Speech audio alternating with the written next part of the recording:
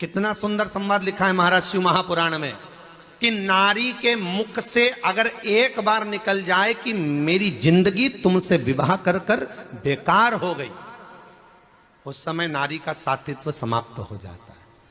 इसलिए माताओं आपसे निवेदन है, जिंदगी में सारी लड़ाई लड़ना, सब कुछ बोलना, पर अपने पति से यह मत कहना कि तुमसे विवाह कर कर मेरी जिंदगी बेकार हो गई, क्योंकि विवाह तुमने किया है पर भाग्य उसने लिखा है। भाग्य लिखने वाला वो है। और आपसे फिर निवेदन करूंगा, राम मंदिर जाओ, कृष्ण मंदिर जाओ, शिव मंदिर जाओ, भवानी के मंदिर जाओ, तुम्हारे 33 कोटि देवताओं के मंदिर चले जाओ, गणेश जी के मंदिर जाओ, तुम्हारी मर्जी पड़े उस देवता के मंदिर जाना, कोई तुम्हारा भाग्य नहीं बदल सकता। जो तुम्हारी किस्मत में लिखा है वो तुमको भोगना पड़ेगा। तो बदलेगा कौन? तो उसका भी प्रमाण हमारे यहां शिव महापुराण कहती है। एक पारो नाम की विधवा स्त्री थी।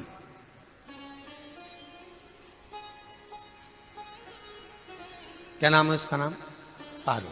विधवा है, पति नहीं है, एक बेटा है। और विधवा स्त्री जो थी वो गर्भ से थी, उसका संतान नहीं हुई थी, पति मर गया था, वो गर्भावस्था में बेटा रह गया और पति चले गया।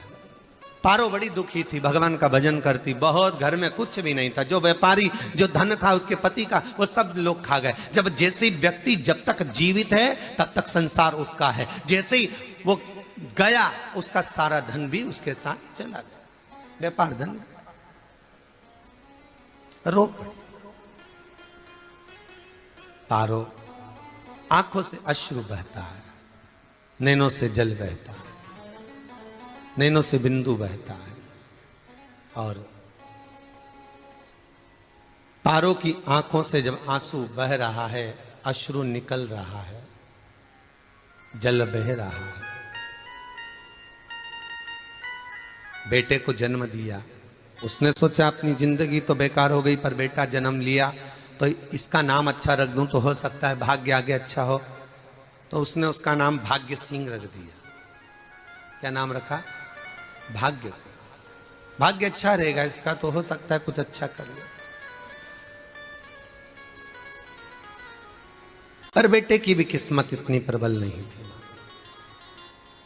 मां जगह जगह बर्तन मांझ कर काम कर कर बच्चे का पालन कर ली। बच्चा थोड़ा बड़ा हुआ, मां मेरे सारे मित्र सेठ हैं, मेरा ही किस्मत, मेरा ही भाग्य ऐसा क्यों है, मेरी ही किस्मत ऐसी क्यों है ऐसा?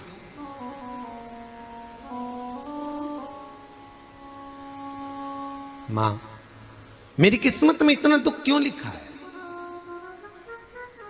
मां भोजन तक हमको समय पर नहीं मिलता, हमारा भाग्य ऐसा क्यों है? मां हमारी किस्मत ऐसी क्यों है?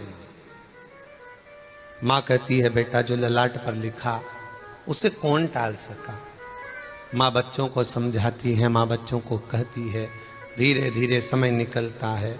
मां एक बार बता, मां तू कहती है कि सब भगवान ने लिखा है भाग्य में, तो भगवान कहाँ मिलेगा मुझे बता दे। मां बोलती है ऐसी कोई जगह नहीं जहां भगवान नहीं।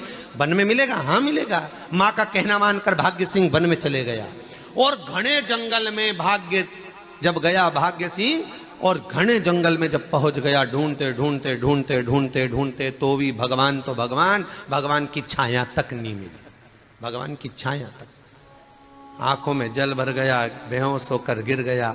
शाम का समय था, विष्णु और लक्ष्मी निकल कर जा रहे थे। लक्ष्मी और विष्णु जाते जाते उसको देखकर रूप बदल के उसके पास गए। बेटा आपका नाम क्या है? हमारा नाम भाग्य सिंह है। कहां जा रहे हो? भगवान से मिलना है हमको। क्या काम है तुम्हें भगवान से? भगवान से पूछना है कि मेरी किस्मत ऐसी क्यों बनाई, मेरी किस्मत में गरीबी क्यों लिखी, मेरे भाग्य में इतना दुख क्यों लिखा। मुझे भगवान से पूछना है कि मेरी किस्मत ऐसी क्यों बनाई, मेरी किस्मत में इतना दुख क्यों लिखा। इतनी तो भगवान बोले ये तो देखो भाग्य भाग्य की बात है, सबके भाग्य में अलग अलग होता है। नहीं नहीं, मुझे भगवान से पूछना। तो हुआ क्या? मैं बहुत गरीब हूं, मैं बहुत दुखी हूं, भगवान से प्रार्थना है कि मुझे कुछ मेरी जिंदगी का अच्छा कार्य कर दीजिए। लक्ष्मी जी को दया आ गई, नारायण से बोले प्रभु इसको कुछ दे दो, थोड़ा सा इसके ऊपर कृपा कर दो। नारायण बोले इसके भाग्य में नहीं है लक्ष्मी, इसके भाग्य में नहीं है लक्ष्मी। लक्ष्मी मैं दे भी दूंगा तो इसकी किस्मत में नहीं है। लक्ष्मी कहती है आपका काम देने का है, आप तो दो। भगवान ने कहा लक्ष्मी नहीं है भाग्य में, तुम तो दे दो। लक्ष्मी जी के कहने पर नारायण ने उसको एक हीरे का हार दे दिया, ले ये ले हीरे का हार। वो प्रसन्न हो गया, हीरे का हार मिल गया। और हार लेकर वो चला, और चलते चलते उसने सोचा मेरी मम्मी को दूंगा, मेरी माता को दूंगा, माँ बड़ी प्रसन्न हो जाएगी। हीरे का हार लेकर जा रहा था। हार ले जाते उसको रास्ते में इतने में उसको तुरंत उसी समय पर कहीं सोचादि कर्म के लिए जाना पड़ा। उसने सोचा इस हार को इस पत्थर पर रख देता हूं, अभी आऊंगा वापिस इस हार को उठाकर घर लेकर चले जाऊंगा। और सोचादि कर्म के लिए वो चल दिया। गया, हाथ धोकर आया, इतने में एक चील उड़ती उड़ती आई, उसका हार लेकर चली गई। आके रोने लगा, माँ को जाकर कहा माँ किस्मत तो देख, इतना जोरदार हार मिला था हीरे का, पर भाग्य में नहीं था, नहीं मिला। इतने में वो रोता रोता तुरंत फिर भगवान के पास गया, रोता बिलखता फिर पहुंच गया वन के अंदर। फिर भगवान मिले। भगवान ने पूछा अब क्या हुआ? प्रभु मेरा हार तो वो हीरे का, मेरा हीरे का हार ले गई चील। भगवान बोले देख भैया हम तो तेरे किस्मत में था, वो कर दिया, अब आगे तू एक काम कर, ब्रह्मा जी से जाके मिल। ब्रह्मा जी कहां मिलेंगे? यहां से आगे जा, ब्रह्मा मिल जाए। ब्रह्मा के पास गए। ब्रह्मा जी ने कहा क्या हुआ? ब्रह्मा जी मेरे भाग्य में गरीबी लिखी है, कुछ अच्छा कर दीजिए। ब्रह्मा जी कहते हैं तुम्हारा भाग्य में जो लिखा है वो तुम्हें भोगना पड़ेगा। नहीं नहीं आप कृपा करो। लक्ष्मी जी ने नारायण से कहा इसको कुछ कृपा कर दो। तो भगवान ब्रह्मा जी ने कहा चलो इसका भाग्य बदलने के लिए एक हीरे की अंगूठी दे देता हूं। भगवान ने उसको हीरे की अंगूठी दे दी। अब हीरे की अंगूठी दी, फिर वो लेकर चला। इतना खुश था अब मुझे हीरे की अंगूठी मिल गई, अब मुझे हीरे की अंगूठी मिल गई। इतना प्रसन्न होकर जा रहा था, इतने में इसको लग गई प्यास। इसने सोचा पानी पी लूं। पानी पीने के लिए इसने मुंह को करा नीचे, जेब में रखी थी अंगूठी, वो पानी में लुढ़क गई। लुढ़कते से एक मछली निगल गई, अंगूठी भी हाथ से। देखिए कोई कितना भी साथ दे दे, पर भाग्य में अगर सुख लिखा होगा तो वो अपने आप मिलेगा, नहीं। फिर आया, फिर मां से कहा मां ऐसा हो गया। मां ने कहा चल जाने दे, तू रोज रोज बहाना बना के चले जाता है, दिन भर इधर उधर घूमता रहता है, शाम को आता है और बहाने बना के कहां की स्टोरी सुनाता रहता है, ना जाने कहां की कहानियां सुनाता रहता है। चल काम पे जा, कुछ काम कर तो भाग्य बदलेगा। नहीं नहीं मां मैं सत्य बोल रहा हूं, नहीं माना। फिर चले गया। नारायण ने कहा एक काम करो, अब तुम शंकर जी के पास जाओ। शिव जी के पास गए। भोलेनाथ जी ने उसको हीरे की पोटली दे दी। वो हीरे की पोटली ले जाकर अब की बार सोचा कहीं रुकूंगा ही नहीं, सीधे घर गया।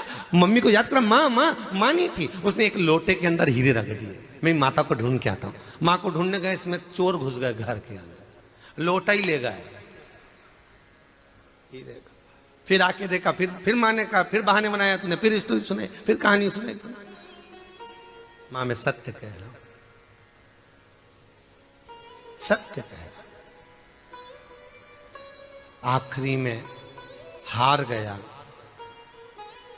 फिर भगवान विष्णु और ब्रह्मा ने एक ही बात कही, तू शंकर के मंदिर की चौखट पर जा। वहां क्या करना पड़ेगा मुझे? कुछ मत करना, केवल उसकी चौखट पर जाकर उसका दीदार करना, उसका दर्शन करना। उससे क्या होगा? भगवान विष्णु और ब्रह्मा कहते हैं 33 कोटि देवताओं के पास जाएगा तो कुछ नहीं होने वाला, पर शंकर के दरवाजे पर भाग्य देवी रोज प्रतिदिन झाड़ू लगाती है। कौन झाड़ू लगाती है? भाग्य देवी।